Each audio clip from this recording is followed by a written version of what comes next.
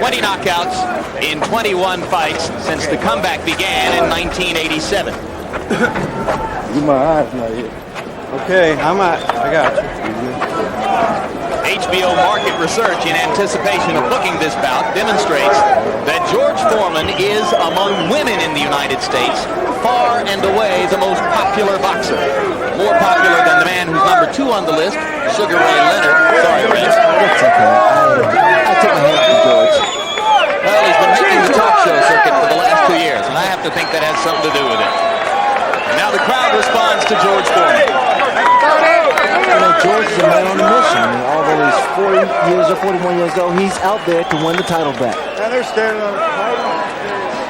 I figure Foreman is a sort of combination of William Perry and Nolan Ryan and Roseanne Barr. And there are people out there that lives vicariously through George.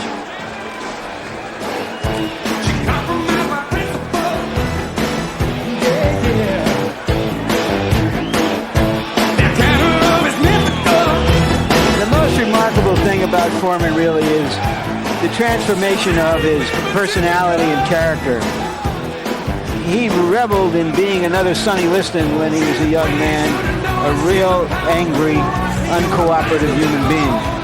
66 victories, only 2 losses in his career, to Muhammad Ali in Zaire, and 2 years later to Jimmy Young in San Juan, Puerto Rico. It was at that point that he had a religious experience and became a Bible-thumping preacher.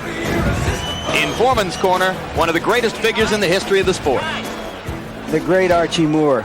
Foreman said of him that he makes you feel like a green plum in a tree, not ripe to fall off. And of course, the reason for that is Archie Moore fought well into his 40s. A great, great man, an original character. Look at that record. When I was a sports writer in Philadelphia, Jeremy used to write 8, 10-page letters to me from San Diego.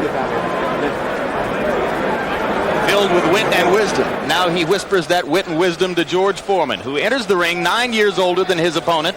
And Rodrigues is no spring chicken by heavyweight standards. Foreman with advantages in height. He's 44 pounds heavier and has 7 inches more reach.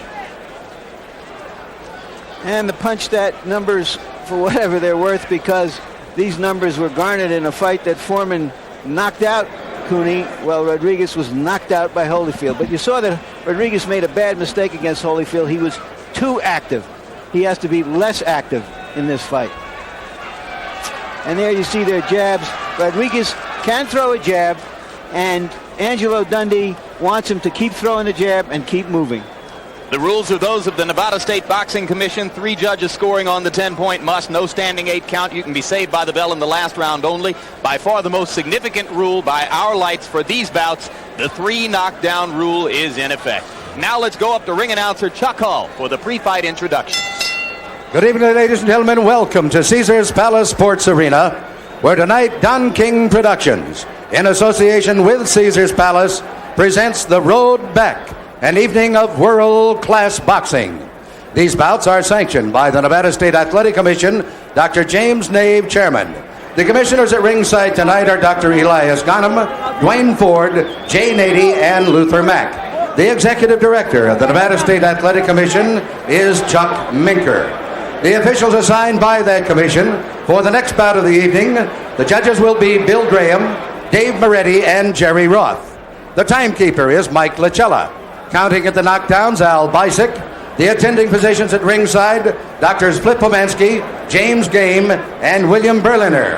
And your referee is Carlos Padilla. This is the co-main event of the evening. 10 rounds of boxing in the heavyweight division. Introducing, in the blue corner, fighting out of Sao Paulo, Brazil, weighing in at 219 pounds, with a professional record of 36 wins, 3 defeats, with 26 KOs. He is the South American heavyweight champion. Ladies and gentlemen, here is Jose Adilson Rodriguez.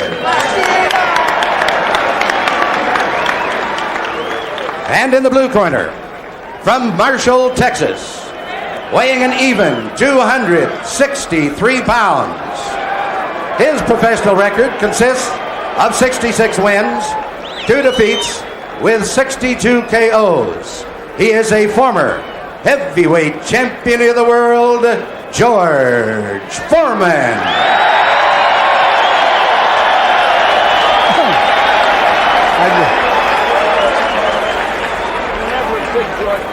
Okay.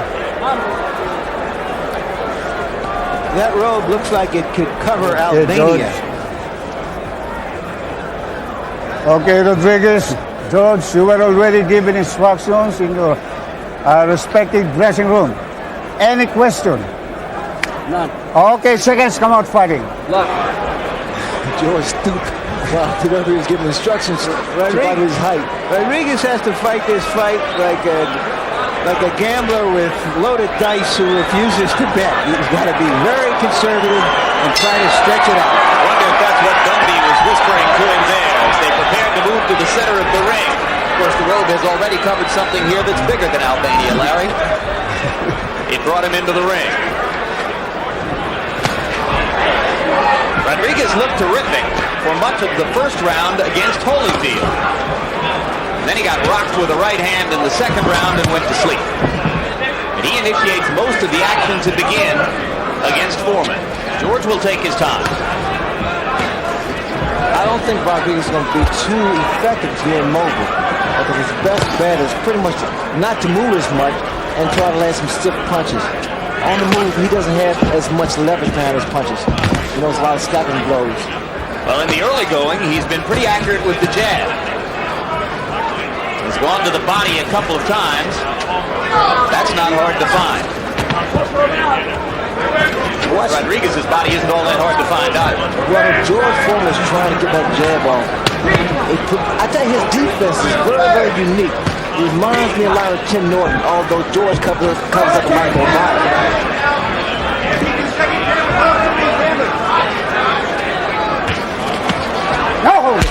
George likes to deny that he has any particular strategy in the ring.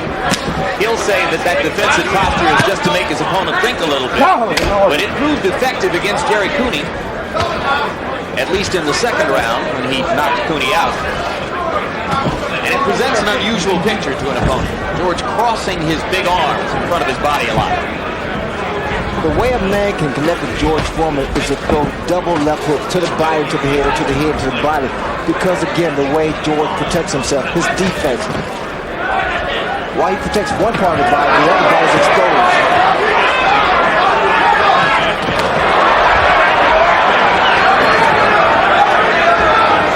George, for the most part, has been a little short with the jab. Rodriguez has landed several to the left side of George's face.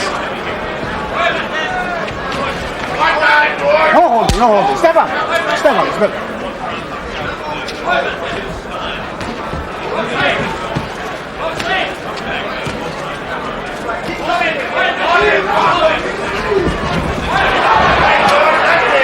George is so economical in the ring. I mean, he doesn't really waste anything.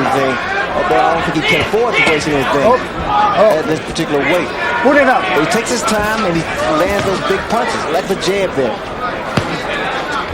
Okay. And as one Kevin Rooney pointed out, I think it's good observation, exceptionally calm. It looks as though he's engaged in some accounting business rather than boxing. Put it up.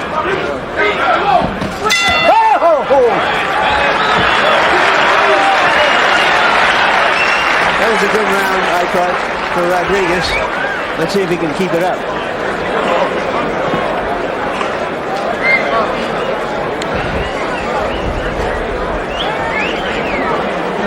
George Foreman stands up in his corner. He said he isn't wed to the idea. He just feels more comfortable that way.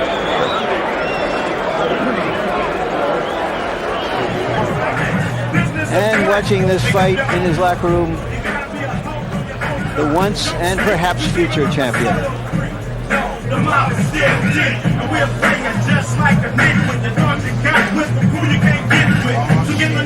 Ready for the election. Now 235 is what I'm missing. But nowadays, it's still not enough.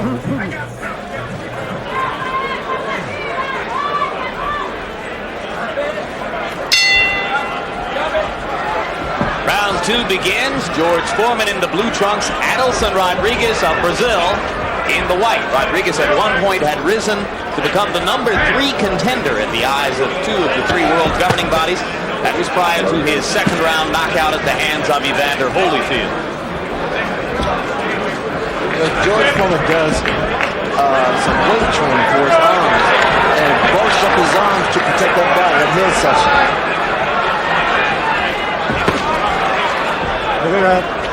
George seems mildly amused at the moment by all of Rodriguez's footwork. He's sort of dancing lightly around after him.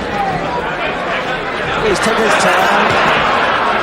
Okay, break it up. And he gets an appreciative chuckle from the ringside crowd Hold it. for the daintiness with which he set up that posture to deliver a punch. He's very relaxed. I just don't like that hand down. He drops our right hand. George Foreman does. And I don't know whether or not Rodrigues sees that or can do that. Hold it. Throw the left hook. Body punches by Foreman. There's already a little bit of soft redness around the right eye of Adilson Rodriguez, and Foreman landed 19 punches in round 1. According to PunchStat computations, 17 of them were jabs.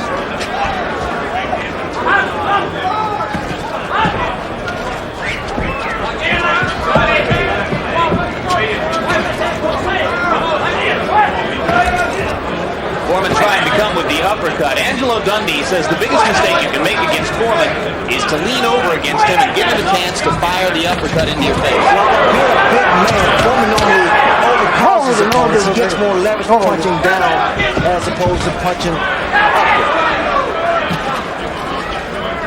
The game plan for Rodriguez and Angelo Dundee, I'm sure, is to make George Foreman work. Good uppercut by George.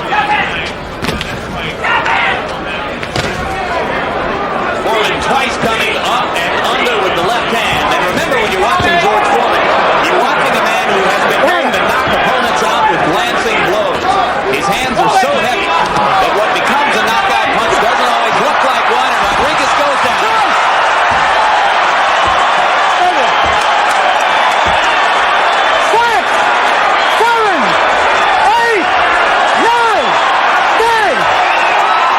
Case in point.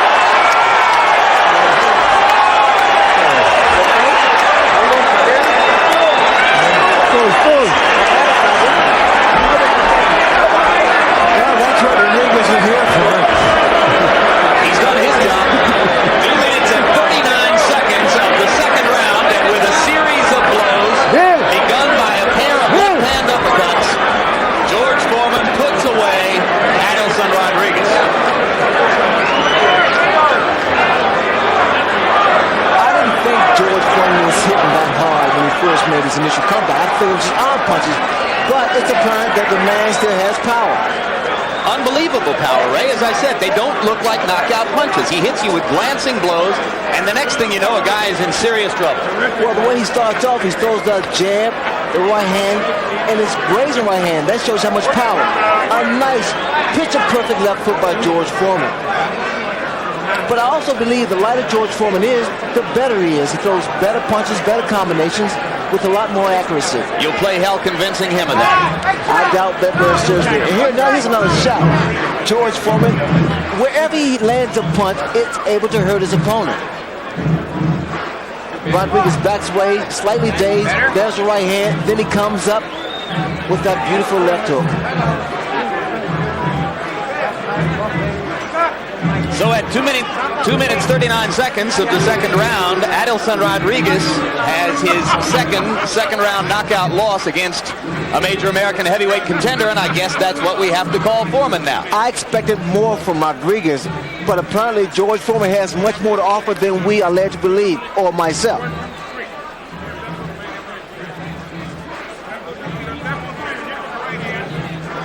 Total punches in the bout by PunchStat computations. And we told you that Foreman landed 19 punches in round 1, but only 2 of them were seen as power punches. The other 17 were jabs. Altogether, he landed 39 punches in the fight, a 60% connect rate. Rodriguez was the busier fighter, but once he was in trouble, he stopped punching. and absorbed a lot of punishment from Foreman before going down.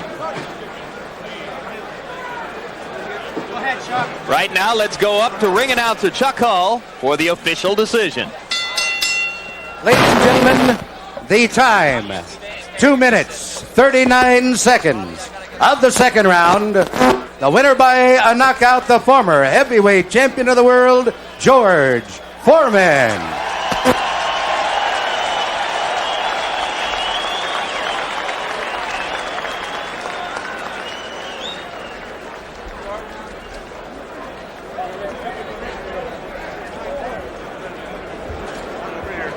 Well, this should be entertaining. Let's go to Larry Merchant with George Foreman. George, analyze the fight for us. It shouldn't take you longer than the fight. Well, it's interesting. Whenever you're in the ring with Angelo Dundee fighters, you're halfway scared anyway because you know he's got some trick up his sleeve. What did you expect? I expected a lot of movement, which I got. I expected the guy to cover up a little bit more, Adilson Rodriguez, than he did. I didn't expect a quick knockout because I figured he'd be moving for 4 or 5 rounds. I'd probably get him about the 7th round. But he started trading punches with me a little earlier than I thought he would. You have been very careful about picking opponents. I'm told that you study tapes carefully before you get in the ring with anybody. And if they can whip my mother, they don't go. Well, in that case, did Rodriguez fulfill your expectations of him? He's a little more punch. He punched a little harder than I thought. I didn't know he would open up with so many punches. He surprised me with that. He'd been hit, lost to Holyfield, and he went over and got a good win in Europe. That kind of bothered me because I knew his timing would be there. But other than that, everything went according to plan. George, you used to fight everything very hard. Everything you did was intense. Now you seem like you're out for a stroll in the ring. Has that helped you in any way? Well, I fight so often now, and then if you do it often, you get more relaxed. And I know exactly what I can do and what I cannot do, and I don't try to force things that I can't possibly do. Doesn't matter what people say. I just try to be the best fighter I can. And you get older, you know, I'm about 40 or more, and as you get older, you start getting a little more wiser too. Youth and enthusiasm are great, but age and craftiness is really fine for me.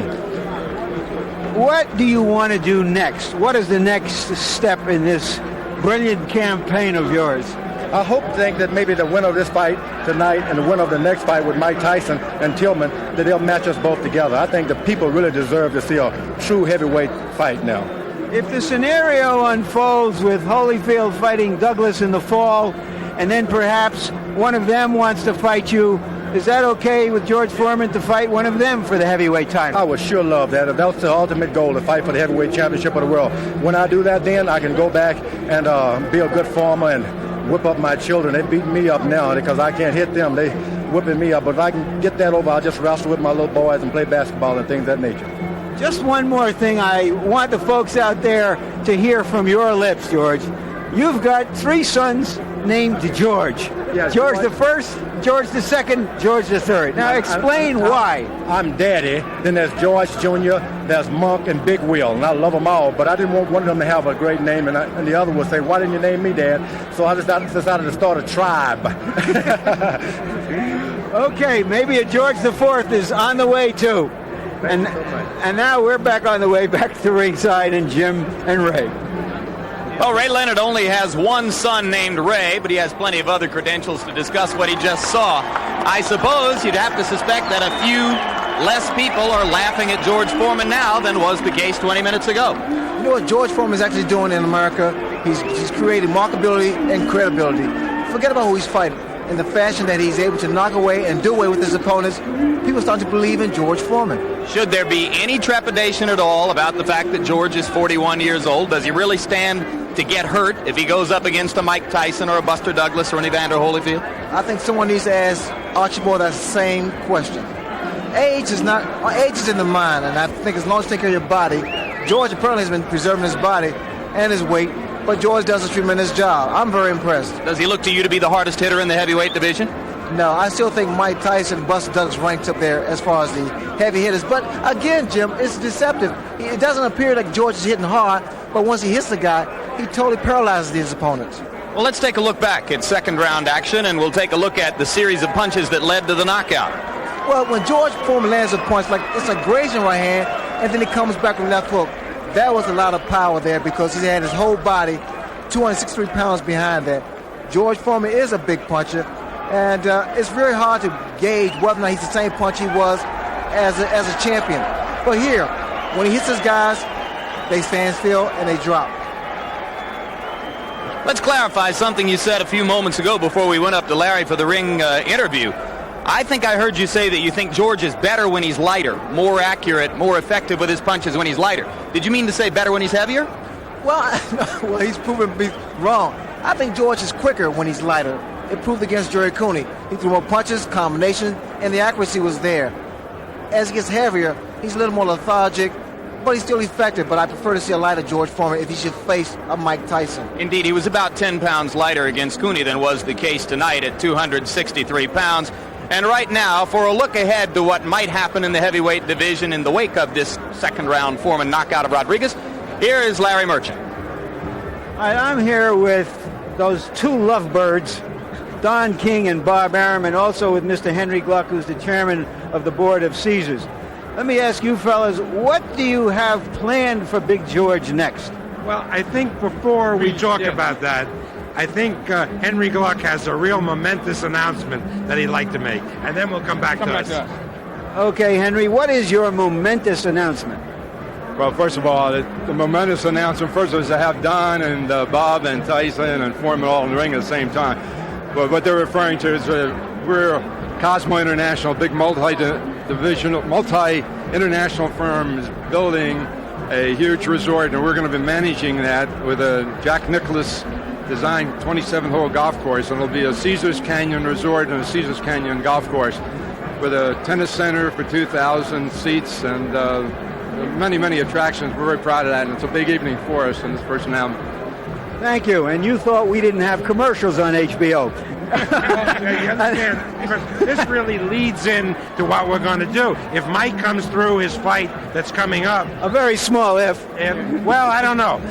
Yeah, Right. But he's going to be ready. Right. He's going to be ready. Then what we'd like to do is to come back here in September and do it again. Another doubleheader with George against a top 10 opponent and Mike against the top 10 opponent. We'd like to do it here at Caesars Palace because it's truly the home of champions. Don, in the event that the Douglas Holyfield fight comes off at a hotel in this area, and you happen to be a part of that promotion, does this mean that your love affair with Bob will be brief and over? Absolutely not. I think that what Bob and I are doing now is finding out that working together works and establishing a dialogue and communication that enables us to find out what our weaknesses and strengths are, and we complement each other's strengths and have strongly helped support the weaknesses. So we keep working together. All right, explain in your words, in 10,000 words or less, of 8 syllables or less, what is the phenomenon of George Foreman? George Foreman is like a Rip Van Winkle fighter. He went to sleep for 10 years.